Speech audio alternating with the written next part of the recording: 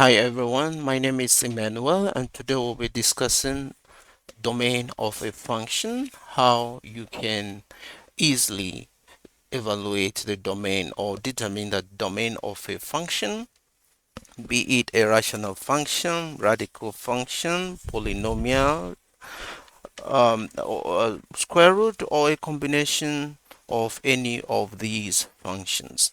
Now, what is a domain? A set of all possible input, which is the independent variable for which a function is defined. Take note of the words in red. Defined. What makes a function defined? A function can be or is defined as a value if you can only substitute that input value into the function and obtain a real meaningful output without breaking any mathematical rules such as dividing by 0. For instance, if we have a function f of x which gives us 1 all over x. In this case, s can never be 0. S cannot be 0. If x is 0, what we are going to have is 1 all over 0, which will make this function undefined. Now let's take another rule again. If we have, for instance, that our f of s is 1 all over x minus 3, in this case we can see that the denominator cannot be 0, which means x minus 3 cannot be 0. It cannot be 0, and for this to happen, it means that x also cannot be equal 3. Because if x is equal 3, what we are going to have here is 3 minus 3, which will eventually give us 0. Now, this is the first rule. Let's take the second rule, for which a function is defined, taking the square root of a negative number. For instance, where we have the square root, let's say a negative number, let's take that number to be minus x. All right, this breaks the mathematical rule. This cannot will give us a situation where the function is undefined. And let's take another one where we have the logarithm. For instance, taking the logarithm of a non-positive value. If we say that our f of x is ln x, let's say for instance ln minus x.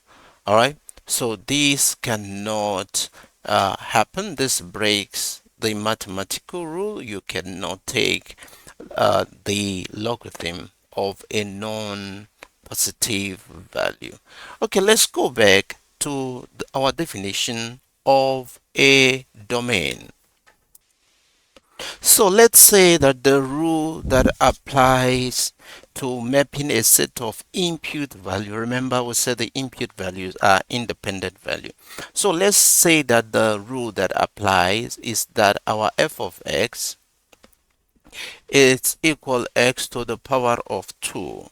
Remember, we are still defining domains. Let's have 3 columns here.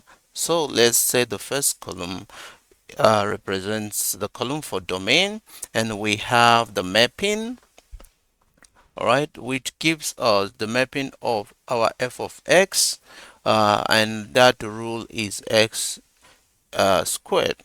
And let's have the output here.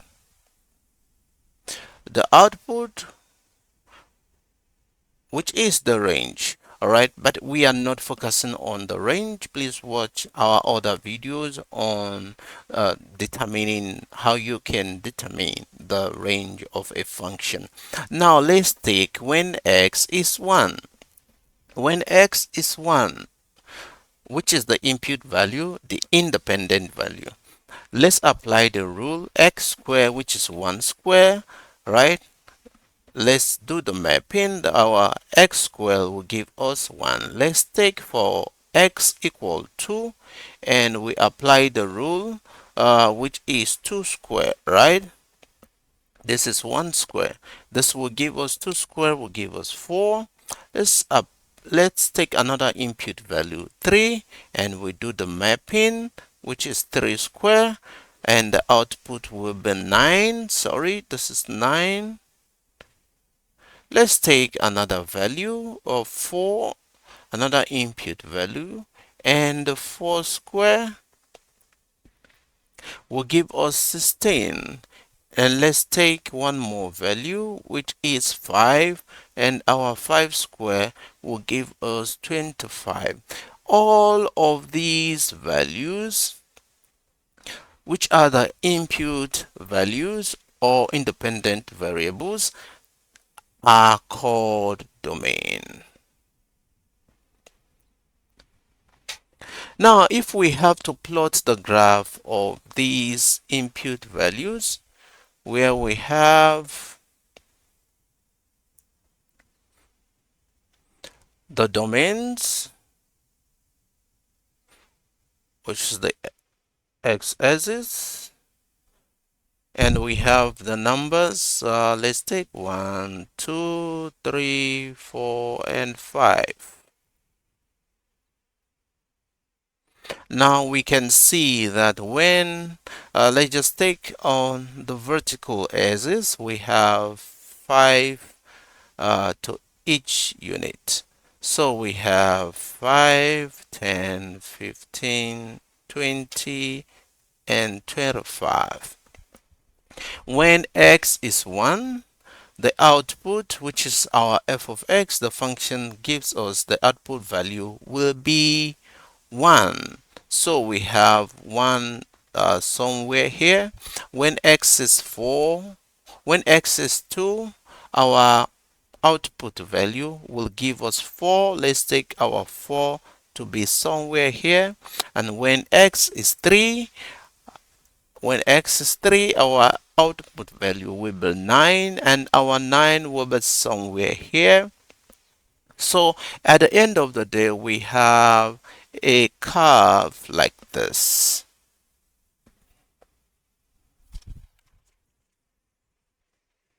So how do we determine the domain of this function? How do we determine the domain of this function f of x? Here the domain will be, x will be a set of all real numbers. Now this is written in set notation, and if you want to write it in interval notation, we can write that our domain is all real numbers from negative infinity to positive infinity, and this is our domain. We will take more examples using different kind of functions. Okay, let's take some of the examples we had earlier. Given that our f of x is equal 1 all over x minus 3, evaluate or find the domain. Now, what is the domain here? Let's say, how do we go about solving the domain for this? Now, we know that the denominator cannot be 0.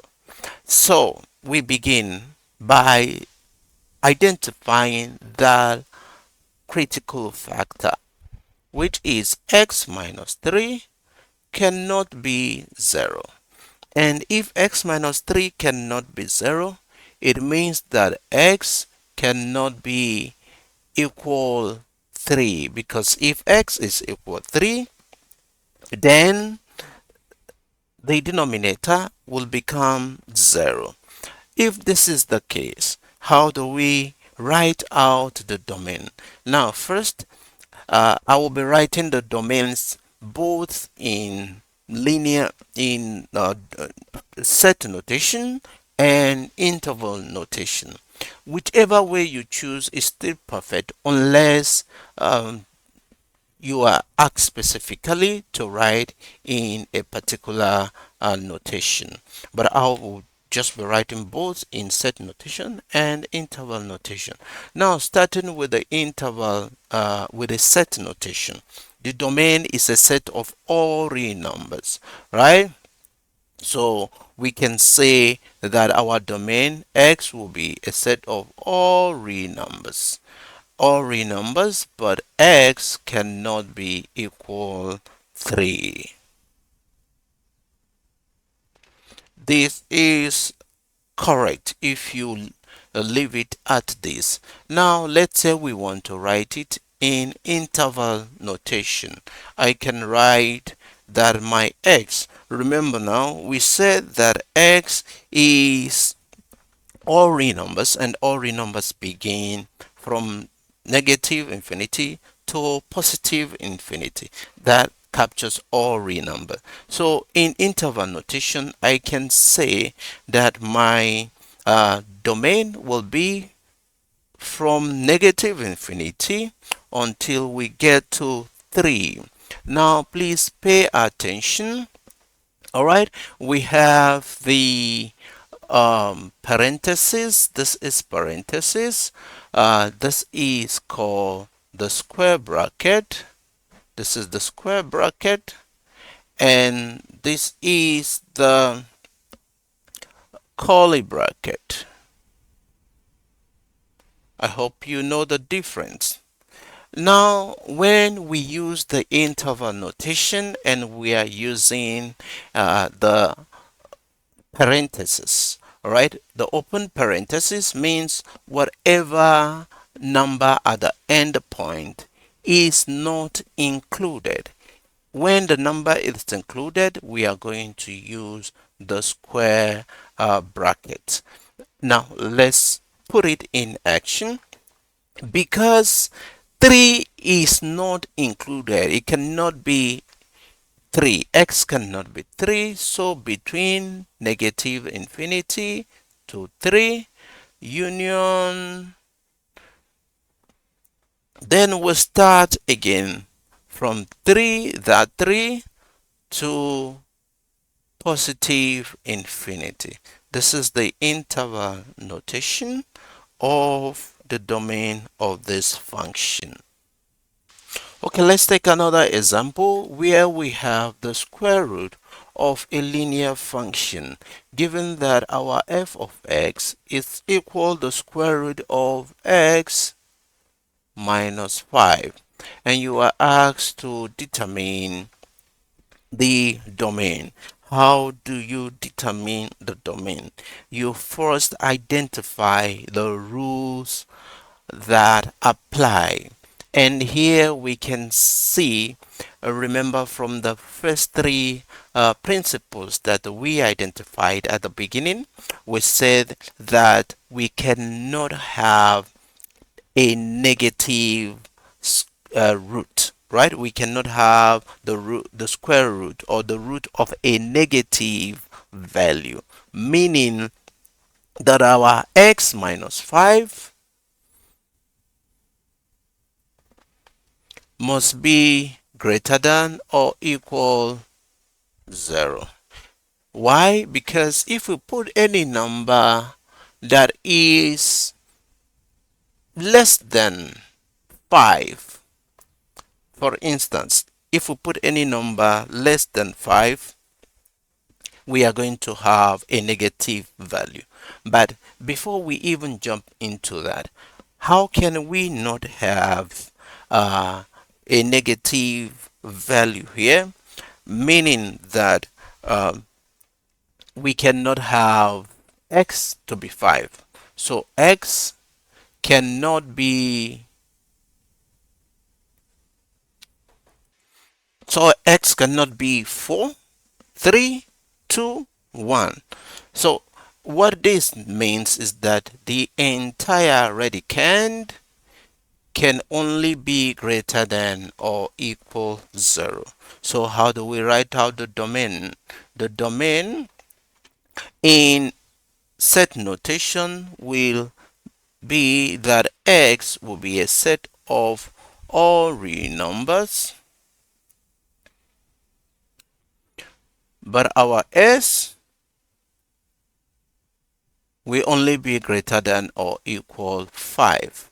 That is the only way. We cannot have a negative uh, radicand.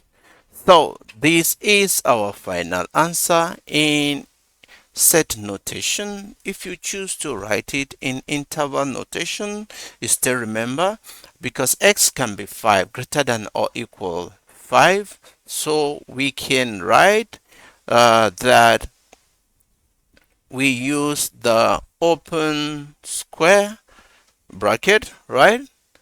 5 is included. If you notice, I didn't use the open parenthesis now.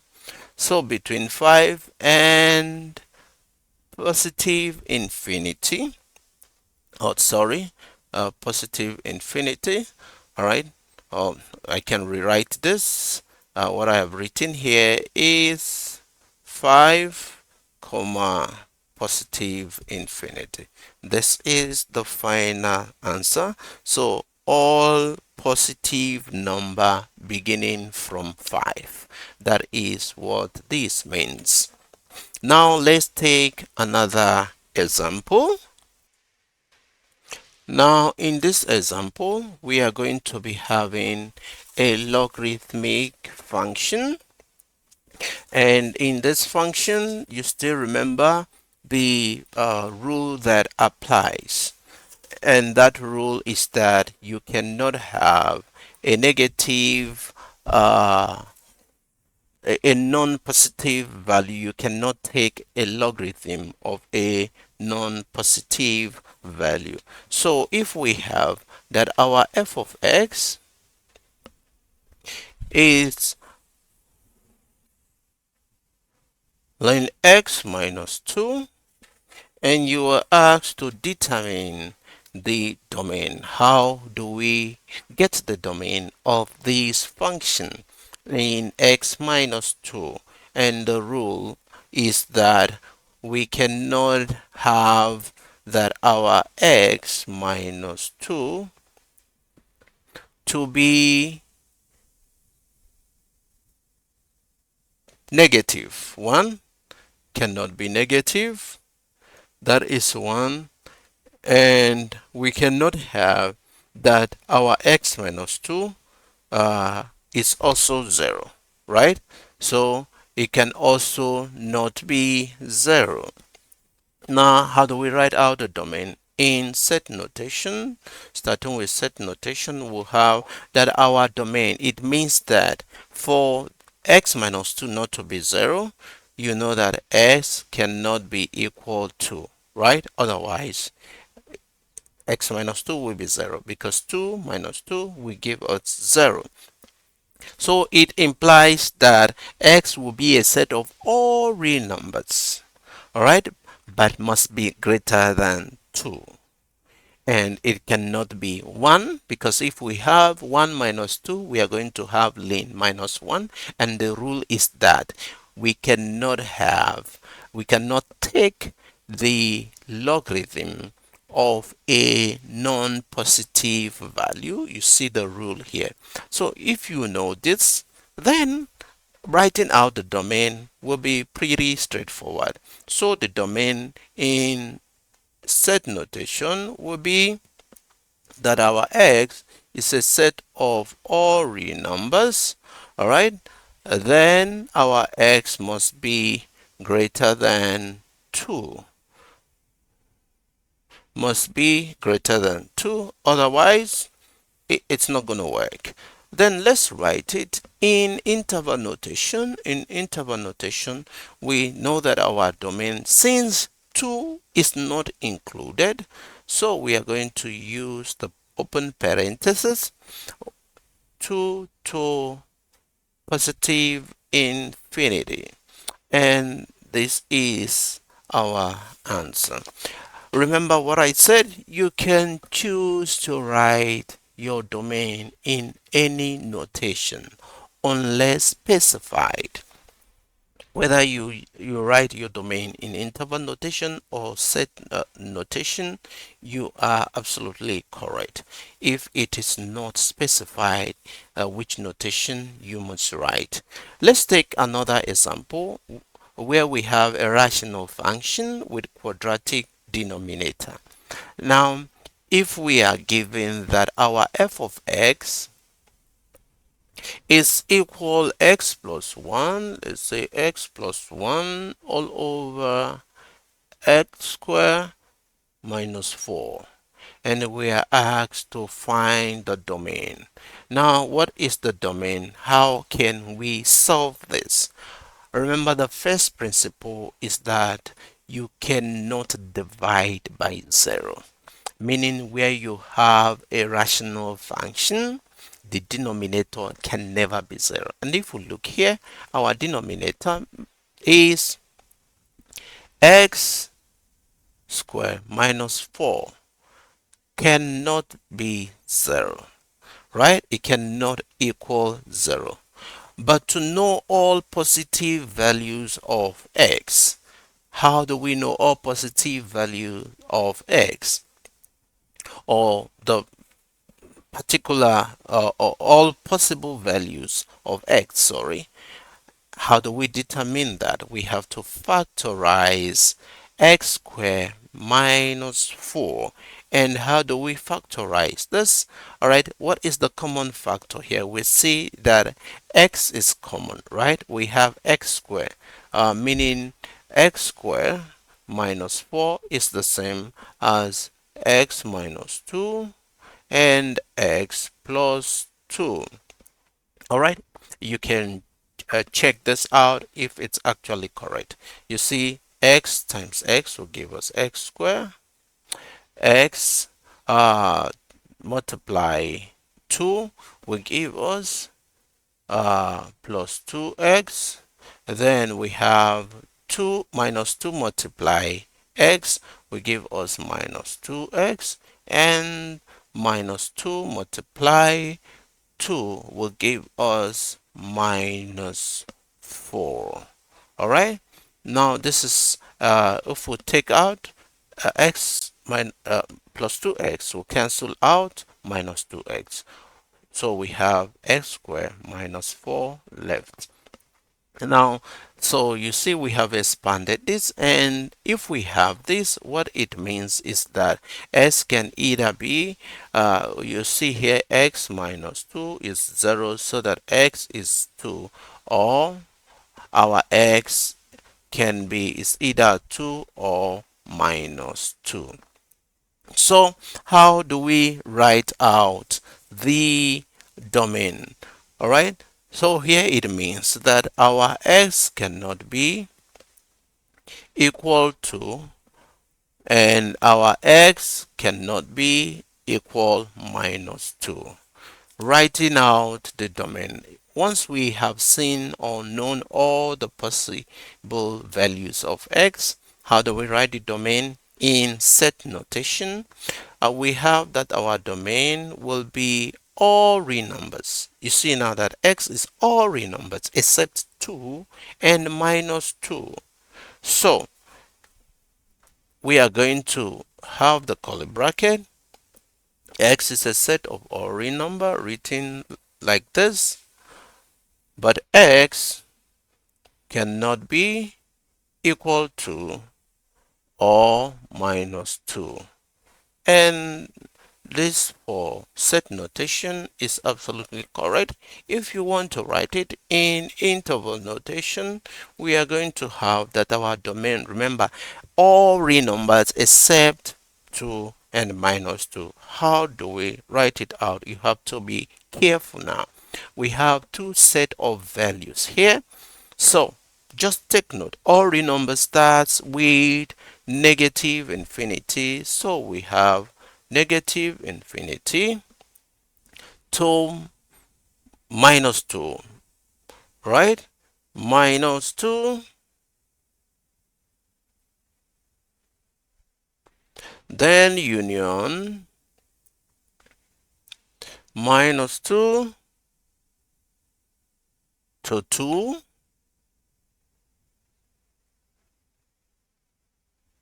then union 2 to positive infinity. Now, in interval notation, this is what we have. If we draw a number line, should you are still confused, how did we come about all these numbers?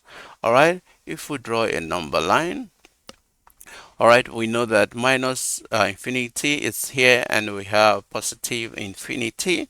And let's say here we have number 0 before we have 1, 2, and so on and so forth.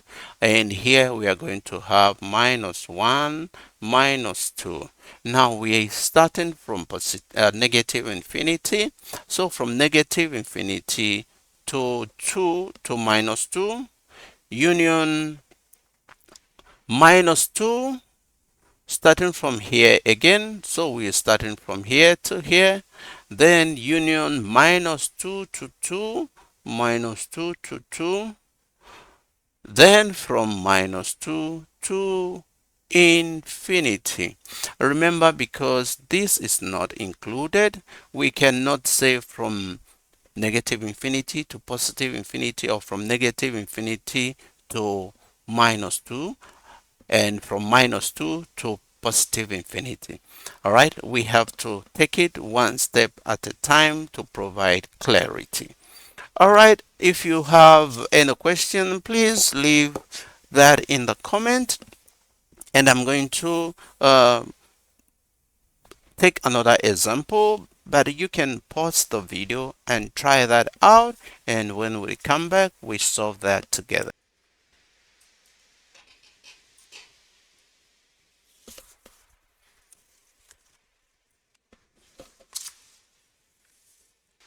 Okay, for the purpose of practice, try this example before you watch the video. And this example, we are going to be having a square root of a quadratic function. Now, if we are given that our f of x is the square root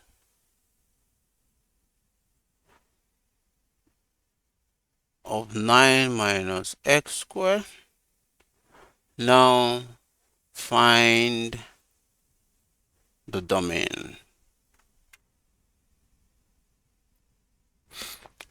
How do you solve this? Now go ahead, pause the video and try it out.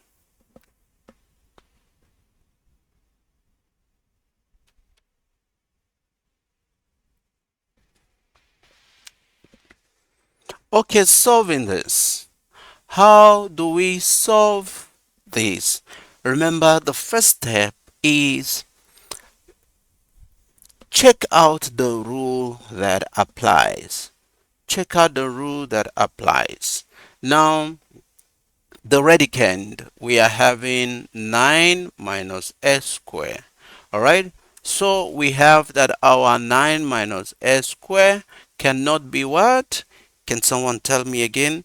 Cannot be what? What is that first rule? You cannot take the root of a negative value, right? Meaning that the radicand, which is 9 minus s squared, right, cannot be negative. You still remember that it cannot be negative, and if that is the case, that implies that our 9 minus s squared, all right, must be greater than or equal 0, right? But how do we get all possible values of x? Remember, we factorize. We factorize the radicand. All right, and how do we factorize? If we factorize, what are the common factors here? 3 is common here, and x is common here. So we are going to have x minus 3 minus x, sorry, multiply 3 plus x. If you expand, if you solve this, right, you will find out you get 9 minus x. So what this implies is that for the sake of, all right, practice, 3 minus x is equal to 0. You equate this to 0 so that our minus x is equal minus 3, and finally x will be 3 because minus will cancel the minus, right? And in the other uh, situation, we have that 3 plus x is equal to 0. So that x is equal minus 3, isn't it? So here it means that x cannot be equal 3, right? X cannot be equal 3, and s cannot be equal minus 3.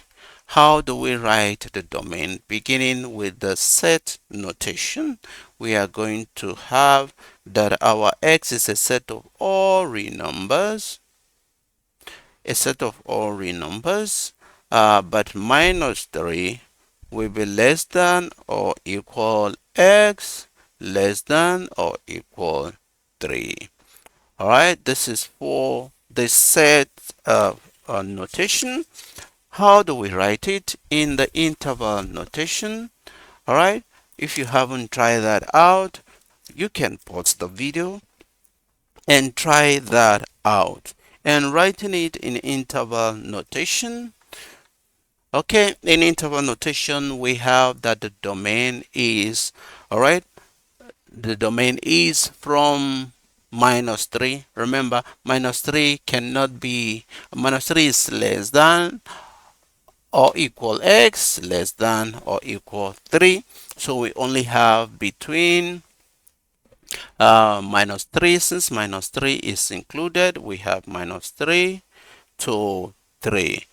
All right, this is what we have as the domain in interval notation. Okay, you can pause the video and try this another exercise. And this exercise combines, okay, let's have a logarithm of a rational function. If we are given that our f of x is equal, let's say ln 1 over x minus 1. All right. Okay. Remember, what is uh, the first step is to determine the rule that applies. And what rule that applies? That we cannot have, or you cannot take the logarithm of a non-positive value. All right, here let's start with that. The entire value x minus 1, x 1 all over x minus 1, right, cannot equal 0. All right, cannot equal 0. Okay, that means it must be greater than 0, right? What else again? What is another rule? So x, and for this to be greater than 0, x minus 1, all right, to be greater than 0, it means that x must be greater than 1, because 1 minus 1 will give us 0. So if this can happen, you see we already got all the possible values of x. And once you can determine all the possible values of x, then you can write out the domain. Let's start with set notation. So we say that x is a set of all real numbers. All right, but our x must be greater than 1, isn't it? X must be greater than 1. And this is correct, but you can choose to also write it in the interval notation, meaning x is greater than 1. All right, we can have it greater than 1. We use the open parenthesis because 1 is not included, remember, between 1 and infinity. And this is our final answer. Now let's take one more example where please you can pause the video and try this out for the sake of practice to assure yourself that you understand the concept of domain of a function. And if you can try this out on your own, try writing out the domain both in set and interval notations, right? Let's take this. Let's have this example where we have the even root with denominator. All right, let's have our f of x to be okay, let's have x minus 2 all over x plus 1, and you are asked to find the domain, right? How do you find the domain? Okay, pause the video and try it out. When you return, then we work it out together. Now, if you have done that, let's go over it together. What is the rule that applies here where you have a root? Now, the radicand, the entire radicand, and what is the radicand? Where x minus 2 all over x plus 1 cannot be what? Do you still remember? Do you still remember? Cannot be negative, isn't it? It cannot be negative. So x minus 2 all over x plus 1 cannot be negative value. It cannot be negative. And secondly, must be greater than or equal to 0. You remember the rules. All right. And if that is the case, remember again, we have, since we have the denominator here, it also implies that x plus 1 cannot equal 0. You still remember the rule that applies. And if this cannot equal 0, it means that x cannot equal 1. Is it 1? Minus 1. Good. Because minus 1 plus 1 will give us 0. Now, if we have been able to determine all the possible values of x, then we can write out the domain. All right. So beginning with set notation, x is a set of all real numbers. Except what? We can see that here. X will be a set of all real numbers, but x cannot equal 1. Minus 1, sorry. So x will be a set of all real numbers, right? But our x cannot equal minus 1. If you write it like this, this is perfect. Or you can choose to even write it like this. X is a set of all real numbers, right? But x must be equal or greater than 2. Greater than or equal to, greater than or equal to. All right? Or you can choose that x is less than minus 1. Less than minus 1, because it can be minus 1, but it can be less, and it can be more than minus 1. So whichever of these ways or answers you choose, you are absolutely correct. How do we write that in interval notation? If you haven't tried that, you can still pause the video and try that out. At least we have a comprehensive lesson on how to determine the domain of a function.